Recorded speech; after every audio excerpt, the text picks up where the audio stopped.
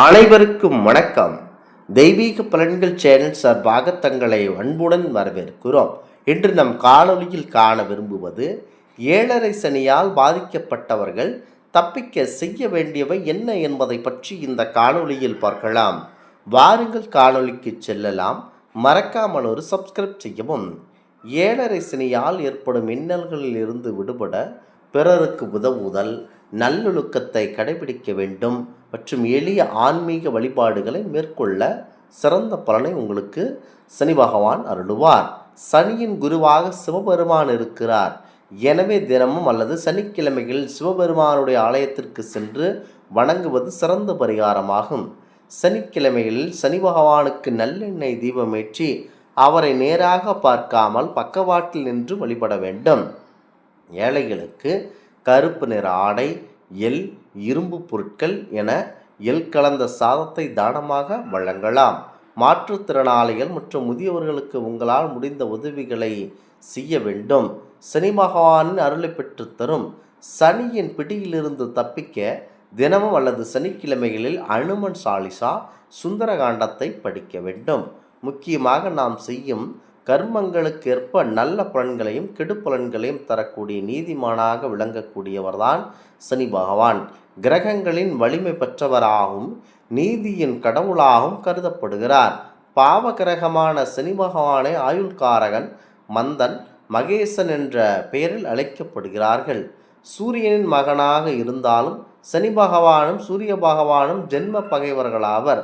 பொதுவாக சனி ஒரு ராசியில் 2.5 ஆண்டு காலம் தங்குவார். இவர் ஒரு முறை ராசி மண்டலத்தை சுற்றி வர 30 ஆண்டுகள் ஆகிறது.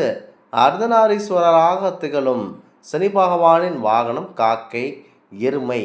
இவருடைய உலோகம் இரும்பு, நிறம் கருமை, திசை மேற்கு, கருமை நிற வஸ்திரம், சமித்து வன்னி, தானிய எள், சுவைப்பு கசப்பு, புஷ்பம் கருங்குவளை ஆகும். முக்கியமாக பொதுவாக 7.5 சனி என்றாலே கெடுபலன்களை கொடுப்பதாகவே பெரும்பாலான மக்கள் எண்ணுகிறார்கள். ஆனால் சனி பகவான் நாம் செய்த கர்மங்களுக்கேற்ப நற்பலன்களை அள்ளித்தரும் நீதிமானாகவும் கெடுபலன்களை கொடுப்பவராகவும் இருக்கிறார். இருப்பினும் 7.5 சனியின் பாதிப்புகளில் இருந்து விடுபட முக்கியமாக என்ன பரிகாரங்கள் செய்யலாம் என்பதை குறித்து அனைவரும் தெரிந்து கொண்டு அதனை போல் செய்ய வேண்டும். சனி பகவான் பிடியிலிருந்து தப்பிக்க சனிக்கிழமை தோறும் விரதம் இருப்பது நல்ல பயனை தரும். சனி பகவான் சன்னதியில் 2 அகல் விளக்குகளில் நல்லெண்ணெய் தீபம், எள்ளெண்ணம் நெய்வேத்தியமாக படைக்க வேண்டும். சனிக்கவசம், அஷ்டோத்திரம் பாராயணம் செய்வதன் மூலம் சனி பகவானின் அருள் நமக்கு கிடைக்கும். உதவிகளை செய்வதை விரும்புபவர் சனி பகவான் என்பதனால் ஏழைகளுக்கு எள்ளெண்ணம், கருப்பு வஸ்திரத்துடன் தட்சிணம் சேர்த்து தானமாக வழங்குவது புண்ணியமாகும். அதேபோல சனி பகவானை நேருக்கு நேர் நின்று வணங்காமல் பக்கவாட்டில் நின்று தரிசிக்க வேண்டும். இந்த வழிபாட்டு முறையை திருநள்ளாறு சென்ற நலதீர்த்தத்தில் புனிதமாக நீராடி செய்தால் நற்பலன்கள் நமக்கு தரும்.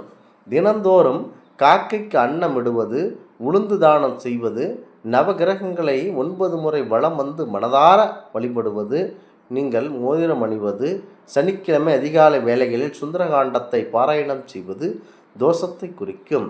7.5 சனியால் மிகவும் பாதிப்புகளை சந்திப்போர் இரவு உறங்கும் போது 108 உளுந்தை தலையனுக்கு அடியில் வைத்து தூங்கி காலையில் நீராடி சனி பகவானை 108 முறை வலம் வர வேண்டும். ஒவ்வொரு முறை வலம் வரமேறும் உளுந்து தானத்தை தரையில் இட்டு வர சனி பகவானின் அருள் கிடைக்கும். அதே போலத்தான் 7.5 சனியால் பாதிக்கப்பட்டோர் சனி மூலமந்திரமான ஓம் பிரீம் பிரீம் ப்ளாம் ஷக் சனைசராய நம எனும் இந்த மந்திரத்தை 40 நாட்களுக்கு 19,000 முறை சொல்லி வந்தால் சனி பகவான் கருணை உண்டாகும். சனிக்கிழமை என்று ஒரு எருமை நன்கொடை அளிப்பது அல்லது எள் விதைகளை நன்கொடையாக அளிப்பது நல்ல பலன்களை தரும். அதேபோல அனுமன் பூஜை, அனுமன் சூஸ்திரம் வாசிப்பதும், சனிக்கிழமை தோறும் வாசம் என்னும் விரதம் இருப்பதும் சனி பகவான் அருளை கிடைக்கச் செய்யும். இதனை செய்ய முடியாத ஏழைகள் மற்றும் மாற்றுத்திறனாளிகள், ஆதரவற்றவர்களுக்கு தங்களால் முடிந்த உதவிகளை செய்து வர 7.5 சனியிலிருந்து கண்டிப்பாக தப்பிக்க முடியும். முக்கியமாக சனியினுடைய அந்த 7.5 சனியிலிருந்து தப்பித்துக்கொள்ள முக்கியமாக சனி வழிபாடு செய்ய வேண்டும். நவகிரகங்கள் மிகவும் பொறுமையாக நகர்க்குறவுதான் சனி பகவான். ஒவ்வொரு ராசியிலும் 2.5 ஆண்டுகள் பயணிக்கக்கூடியவர். ஒருவருடைய ஜாதகத்தில் ஆயுளுக்கு காரணமான கிரகம் என்பதனால் இவரை ஆயுள்காரகன் என்றும் ஜோதிடம் சாஸ்திரம் கூறுகிறது. ஏழரை சனி, மங்கு சனி, பொங்கு சனி, தங்கு சனி, மரண சனி 5 வகையான சனியின் நிலைகள் சொல்லப்படுகின்றன. இந்த சனி பகவானுக்கு சனி பகவான் எந்த அளவிற்கு கெடுப்பலன்களை கொடுக்கப்படுகிறாரோ அதை விட பல மடங்கு அதிகமாக ராசியை விட்டு விலகும் போது நற்பலன்களையும் கொடுப்பதுண்டு. சனி கொடுப்பார் எவர் தடுப்பார் என்று கூட சொல்லுவார்கள். அப்படிப்பட்ட சனி பகவானால் பாதிக்க ஏற்படும் போதெல்லாம் ஏதாவது ஒரு சிவபெருமானுடைய ஆலயத்திற்கு சென்று வழிபட வேண்டும் என பரிகாரமாக சொல்லுவார்கள். சனியிலிருந்து தப்பிக்க எதற்காக சிவனை வேண்ட வேண்டும் என்ற காரணத்தை தெரிந்து வைத்துக் கொள்ளுங்கள். நவகிரகங்களில் அனைவரையும் பயம் கொள்ள வைக்கும் கிரகம் சனி பகவான். அனைவரையும் 7.5 ஆண்டுகள் பிடித்து கொண்டு பாடுபடுத்துகிறார். அளவில்லாத கஷ்டங்களை கொடுக்கக்கூடியவர் என்பதனால் அனைவராலும் இருக்கப்படும் கிரகமாகவும் சனி பகவான் இருக்கிறார். ஆனால் ஜோதிட ரீதியாக இவரை நீதிக்காரகன் என்று போற்றப்படுகிறது. சனி பகவான் நமக்கு தாங்க முடியாத கஷ்டங்களை கொடுத்தாலும் அந்த கஷ்டங்களின் மூலம் பலவிதமான வாழ்க்கை அனுபவங்களை கொடுக்கக்கூடியவர். பணம், வாழ்க்கை, காலம், உறவுகள், குடும்பம், வேலை என அனைத்து அருமைகளையும் அனுபவ ரீதியாக உணர வைப்பவர்தான் சனி பகவான். 7.5 சனி, கண்டச்சனி, பாதச்சனி, அஷ்டமச்சனி போன்ற பலவிதமான சனியின் பாதிப்புகளில் தாங்க முடியாத பிரச்சனைகளை சந்தித்திருந்தீர்கள் என்றால் அதிலிருந்து விடுபட அவர்களை சிவன் கோவிலுக்கு சென்று வழிபட வேண்டும். சிவன் கோவிலில் உள்ள நவகிரகத்தில் இருக்கும் சனி பகவானை வணங்க வேண்டும். சனி பிடிக்காத தெய்வங்களான விநாயகப் பெருமான் மற்றும் அனுமனை வழிபட வேண்டும் என பலவிதமான ஆன்மீக பரிகாரங்கள் சொல்ல கேள்விப்பட்டிருக்கோம். ஆனால் சனியின் பாதிப்புகள் குறைய வேண்டும் என்றால் நேரடியாக சனி பகவான் கோவிலுக்கு சென்று பூஜை செய்துதான் வழிபட வேண்டும். ஆனால் அதற்கு பதில் எதற்காக சிவன், விநாயகர், அனுமன் கோவிலுக்கு சென்று வழிபட வேண்டும் என்ற சந்தேகம் பலருக்கும் மனதில் இருக்கும். அதற்கான காரணங்களை தெரிந்து வைத்து கொள்ள வேண்டும். சனி பகவான் என்பவர் நம்முடைய கர்ம வினைகளுக்கு ஏற்ப நன்மைகளை தீமைகளையும் வழங்கக்கூடியவர். யாருக்கும் பாரபட்சம் காட்டாமல் அனைவருக்கும் சம அளவில் நீதி வழங்கக்கூடியவர் தான் சனி பகவான். இவர் ஒருவரை பிடித்து விட்டால் அவர்கள் கஷ்டத்தின் எல்லைக்கே கொண்டு போய் விட்டு விடுவர். இனிமேல் இழப்பதற்கு ஒன்றுமே இல்லை, உயிர் மட்டும்தான் மீதம் உள்ளது. உறவுகளை பிரிந்து மரியாதை இழந்து பணம் இல்லாமல் சொல்ல முடியாத துன்பங்களை தரக்கூடியவர் தான் சனி பகவான். அவரை கொடுக்கும் தண்டனையிலிருந்து தப்பிக்க அவரிடமே வழி கேட்க வேண்டும்.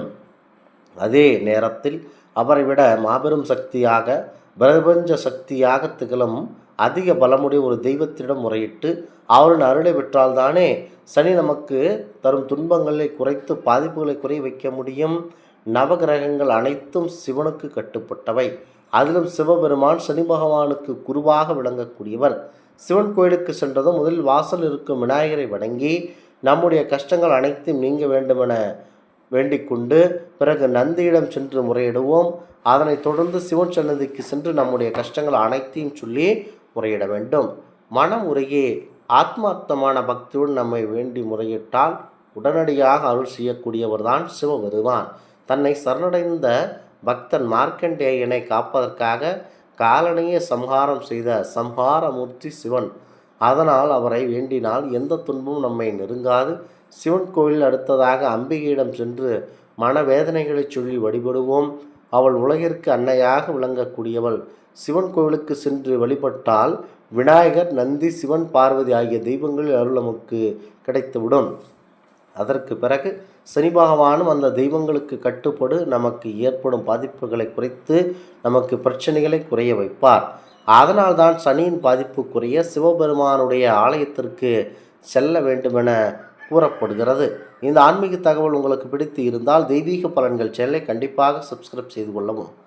மீண்டும் ஒரு நல்லதொரு காணொளியில் உங்களை சந்திக்கிறோம். நன்றி, வணக்கம்.